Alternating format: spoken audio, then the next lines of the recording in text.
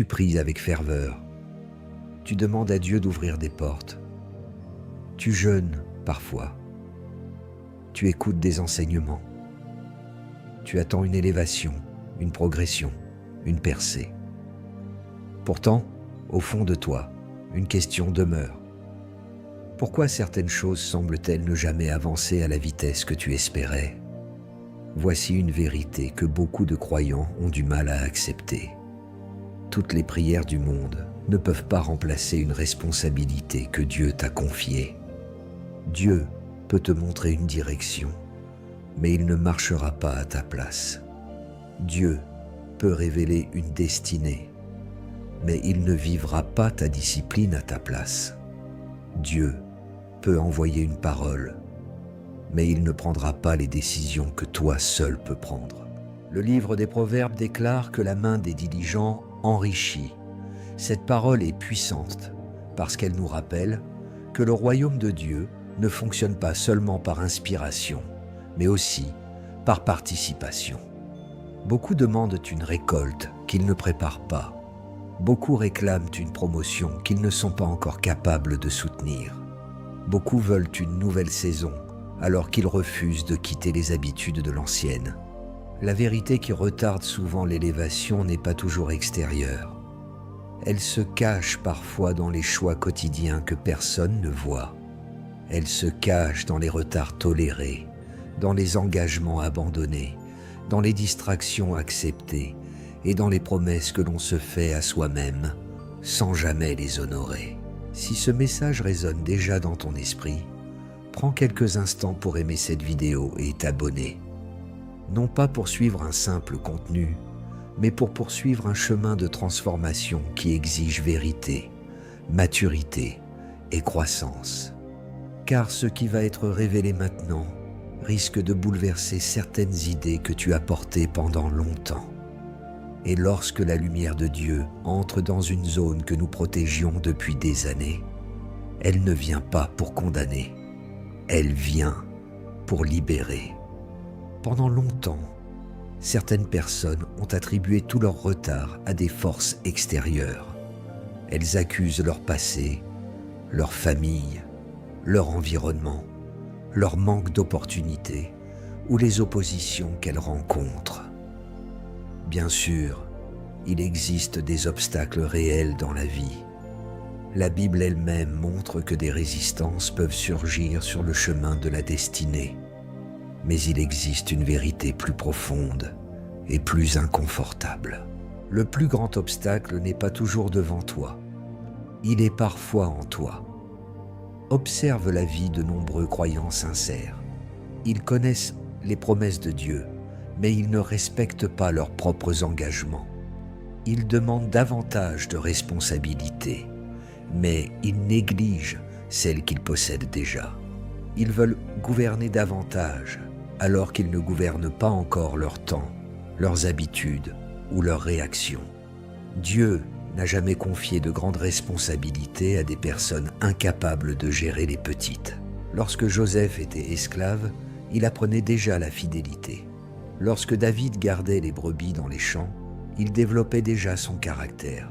Lorsque Daniel vivait dans une terre étrangère, il protégeait déjà sa discipline intérieure. La destinée n'est pas construite au moment où les projecteurs s'allument. Elle est construite lorsque personne ne regarde. Tu peux prier pendant des heures et continuer à reporter ce que tu dois faire. Tu peux demander une bénédiction tout en alimentant des habitudes qui détruisent progressivement ton avenir. Tu peux réclamer davantage de faveur tout en refusant les structures qui permettent à cette faveur de produire du fruit. C'est ici que beaucoup se trompent. Ils pensent que leur problème principal est spirituel, alors qu'il est parfois comportemental. Ils cherchent une délivrance, là où une décision est nécessaire. Ils cherchent une intervention spectaculaire, alors qu'un changement quotidien est attendu. Chaque fois que tu ignores une responsabilité connue, tu retardes une partie de ce que Dieu veut construire en toi. Non parce que Dieu refuse de te bénir, mais parce que le caractère doit grandir à la même vitesse que la destinée. Et lorsque cette vérité commence à pénétrer profondément dans le cœur, une autre question apparaît naturellement. Comment devient-on une personne capable de porter ce que Dieu veut confier? Quelle est cette force silencieuse qui transforme une vision en réalité et une promesse en accomplissement? C'est précisément là que nous rencontrons une loi que les hommes et les femmes de destinée ont tous dû apprendre, la discipline. La discipline est souvent mal comprise.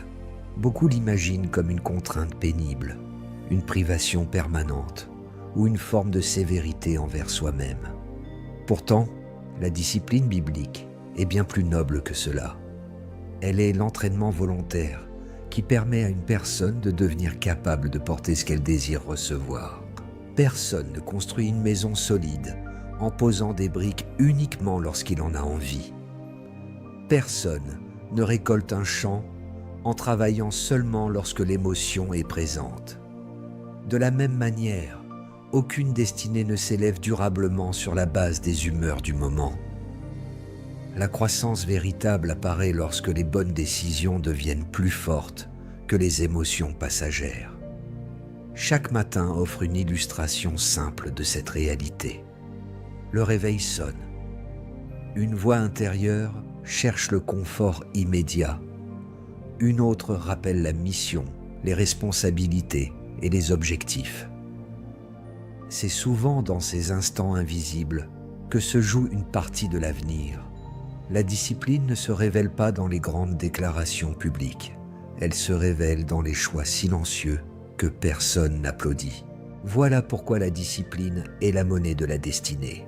Elle transforme les intentions en actions, les actions en habitudes, les habitudes en caractère et le caractère en capacité. Dieu peut montrer une montagne à conquérir, mais la discipline fournit les pas quotidiens qui conduisent jusqu'au sommet. Et lorsque cette vérité est comprise, une révélation encore plus profonde apparaît. La discipline n'est pas simplement une bonne idée pour réussir dans la vie. Elle est inscrite dans la manière même dont Dieu agit.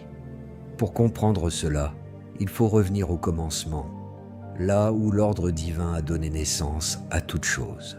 Lorsque la Bible s'ouvre dans le livre de la Genèse, elle ne présente pas un Dieu de confusion, elle révèle un Dieu d'ordre. Avant que la terre soit remplie de vie, avant que les saisons existent, avant que l'homme reçoive sa mission, Dieu établit une structure. Chaque chose est placée à sa position. Chaque fonction reçoit sa place. Chaque élément répond à un ordre précis. Cette vérité est fondamentale. Dieu ne crée pas le chaos pour ensuite espérer qu'il se transforme en harmonie. Il introduit l'ordre afin que la vie puisse prospérer. Là où l'ordre est établi, le potentiel peut se développer. Là où le désordre règne, même les meilleures opportunités finissent par se perdre. Regarde honnêtement certains domaines de ta vie. Il est possible que tu demandes une croissance financière alors que tes habitudes sont désorganisées. Il est possible que tu demandes davantage d'influence alors que ton emploi du temps manque de direction. Il est possible que tu pries pour une nouvelle saison alors que l'ancienne demeure encombrée par des décisions reportées. Dieu ne t'appelle pas seulement à croire, il t'appelle aussi à mettre de l'ordre dans ce qu'il t'a déjà confié. L'ordre n'est pas l'ennemi de la foi. Il est souvent le canal par lequel la foi produit ses résultats. Et lorsque l'ordre commence à prendre sa place, quelque chose d'autre se manifeste naturellement. Une personne ordonnée développe progressivement une autorité intérieure. Elle devient capable de se diriger elle-même avant de vouloir diriger autre chose. Car la véritable autorité ne commence jamais par le contrôle des autres. Elle commence par la maîtrise de soi. L'une des plus grandes illusions de notre époque consiste à croire que le leadership commence lorsque quelqu'un reçoit une position, un titre ou une reconnaissance. Pourtant, le véritable leadership commence bien avant cela. Il naît dans le gouvernement de soi-même. Une personne incapable de maîtriser ses réactions devient facilement esclave des circonstances. Une personne incapable de maîtriser son temps devient prisonnière des urgences. Une personne incapable de maîtriser ses habitudes finit souvent par voir son potentiel gouverné par ses impulsions. C'est pour cette raison que l'apôtre Paul écrit dans la première épître aux Corinthiens, chapitre 9, verset 27. « Je traite durement mon corps et je le tiens assujetti. » Paul ne parle pas ici d'une simple pratique religieuse. Il révèle une loi profonde du royaume. Il comprend que celui qui veut influencer le monde doit d'abord apprendre à se gouverner lui-même. L'autorité spirituelle authentique n'est pas produite par le volume de la voix. Elle est produite par la cohérence entre ce qu'une personne croit, dit et pratique. C'est cette cohérence qui crée la crédibilité. C'est cette crédibilité qui crée l'influence. Et c'est cette influence qui ouvre la porte à un leadership durable. David a dirigé une nation parce qu'il avait appris à être fidèle dans les pâturages. Joseph a gouverné un royaume parce qu'il avait appris à rester intègre dans l'adversité. Leur autorité publique était le reflet d'une victoire privée. Mais si cette vérité est si claire, pourquoi tant de personnes continuent-elles à rester bloquées ? Parce qu'entre la connaissance d'un principe et son application se dressent souvent des excuses que l'esprit humain protège avec beaucoup d'habileté. Et tant que ces excuses demeurent intactes, la transformation reste incomplète. Il existe une phrase qui a enterré plus de rêves que le manque de ressources, plus de projets que les oppositions extérieures et plus d'occasions que les échecs eux-mêmes. Cette phrase est simple. Je n'ai pas envie. Le problème n'est pas que cette émotion existe. Nous la ressentons tous. Le véritable danger apparaît lorsque cette émotion devient le pilote de la vie. Une personne qui agit uniquement lorsqu'elle en a envie devient progressivement prisonnière de ses fluctuations intérieures. Ses progrès deviennent irréguliers. Ses engagements deviennent fragiles. Sa croissance devient instable. La destinée n'avance pas parce que tu en as envie. Elle avance parce que tu décides d'avancer. Les émotions sont d'excellents passagers, mais elles sont de très mauvais conducteurs. Pense à ces moments où tu sais exactement ce que tu dois faire. Tu sais qu'il faut prier. Tu sais qu'il faut terminer cette tâche. Tu sais qu'il faut étudier, préparer, organiser ou corriger une habitude. Pourtant, une voix intérieure propose toujours un report. Demain semble plus confortable qu'aujourd'hui. Plus tard semble plus agréable que maintenant. C'est ainsi que des années entières peuvent être perdues. Non à cause d'un manque de potentiel, mais à cause d'une accumulation de petits reports qui finissent par devenir un mode de vie. La maturité spirituelle apparaît lorsque tu apprends à obéir à ce qui est juste, même lorsque tu n'en ressens pas l'envie immédiate. C'est dans ces instants que le caractère se forge. C'est dans ces instants que la destinée commence à prendre forme. Et lorsqu'une personne cesse enfin de négocier avec ses excuses, elle découvre quelque chose de remarquable. Sa vie n'est plus déterminée par quelques grandes décisions exceptionnelles. Elle est façonnée par des habitudes répétées qui construisent silencieusement son avenir jour après jour. Beaucoup de personnes rêvent d'un avenir différent tout en répétant chaque jour les mêmes comportements. Elles espèrent une transformation visible, sans modifier les mécanismes invisibles qui produisent leur réalité actuelle. Pourtant, la vie change rarement d'un seul coup. Elle change souvent par l'accumulation de petites actions répétées avec fidélité. Ton futur n'est pas seulement construit par tes intentions, il est construit par tes habitudes. Ce que tu fais régulièrement finit toujours par devenir ce que tu es. Les choix quotidiens semblent parfois insignifiants lorsqu'on les observe isolément. Pourtant, leur pouvoir devient immense lorsqu'ils sont répétés pendant des semaines, des mois et des années. L'Épître aux Romains, chapitre 12, verset 2, déclare « Ne vous conformez pas au siècle présent, mais soyez transformés par le renouvellement de l'intelligence. » Cette parole révèle que la transformation véritable commence dans la manière de penser. Une pensée renouvelée produit des décisions nouvelles.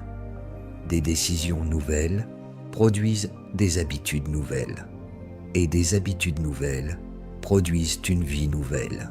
Si ton intelligence demeure attachée aux anciennes excuses, aux anciens raisonnements et aux anciennes réactions, tes résultats auront tendance à rester semblables. Mais lorsque la vérité de Dieu commence à restructurer ta manière de voir le temps, les responsabilités, les priorités et les opportunités, une métamorphose profonde s'amorce. Le changement durable ne dépend pas d'une émotion intense ressentie pendant quelques heures. Il dépend d'une vérité suffisamment forte pour être pratiquée chaque jour. C'est ainsi que Dieu façonne progressivement une personne capable de porter davantage. Et lorsque cette transformation intérieure commence à prendre forme, certaines images de la création elle-même viennent illustrer ce processus avec une puissance extraordinaire. Car la nature entière semble témoigner d'une même réalité.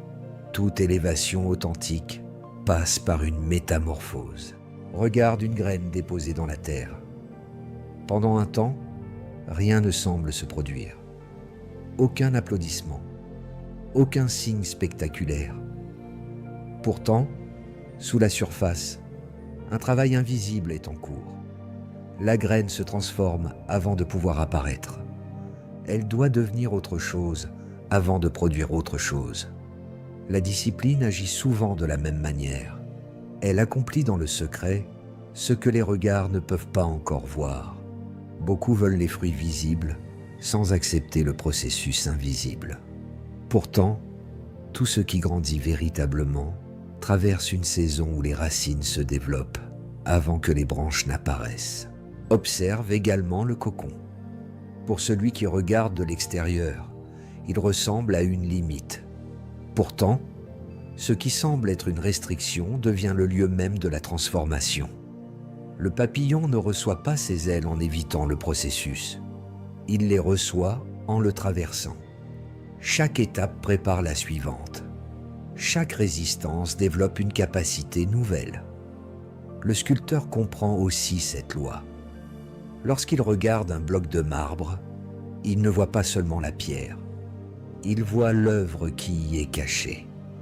À chaque coup précis, une partie inutile disparaît afin que la forme véritable apparaisse. La discipline agit ainsi dans la vie. Elle retire progressivement ce qui ralentit la destinée. Elle élimine les habitudes qui étouffent le potentiel. Elle révèle ce qui était déjà présent, mais encore prisonnier de l'indiscipline. Tu n'es peut-être pas en train d'être retardé, tu es peut-être en train d'être façonné, mais cette transformation ne doit pas rester une idée inspirante. Elle doit devenir une pratique concrète, car une vérité admirée sans être appliquée ne produit aucun changement. C'est maintenant que la discipline doit quitter le domaine de la réflexion pour entrer dans celui de l'action quotidienne. La transformation devient réelle lorsque la vérité rencontre une action précise. Beaucoup de personnes aiment entendre des messages puissants, mais leur vie reste identique parce qu'aucune décision concrète ne suit la révélation. La destinée ne change pas au moment où tu es simplement inspiré. Elle change lorsque tu commences à agir différemment. Demain matin, lorsque tu ouvriras les yeux, ne laisse pas ton premier réflexe être la distraction. Choisis la présence de Dieu avant le bruit du monde.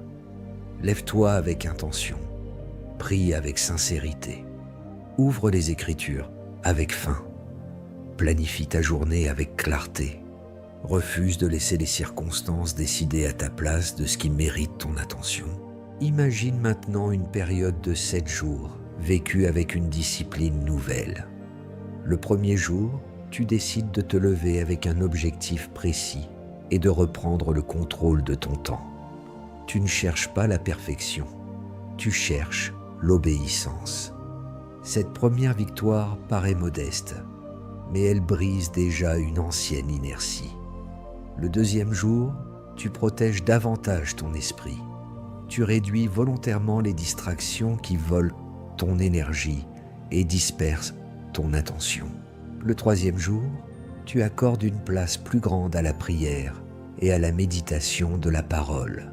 Quelque chose commence alors à s'aligner à l'intérieur de toi. Le quatrième jour, tu honores une responsabilité que tu reportais depuis longtemps. Le cinquième jour, tu corriges une habitude qui affaiblissait ton caractère. Le sixième jour, tu remarques que certaines décisions deviennent plus faciles parce que ton esprit commence à accepter un nouvel ordre. Puis arrive le septième jour. Tu n'es pas devenu une personne parfaite, mais tu n'es plus exactement la même personne qu'au commencement. Une direction nouvelle s'est installée, une dynamique différente est née, et c'est souvent ainsi que Dieu commence à transformer une vie.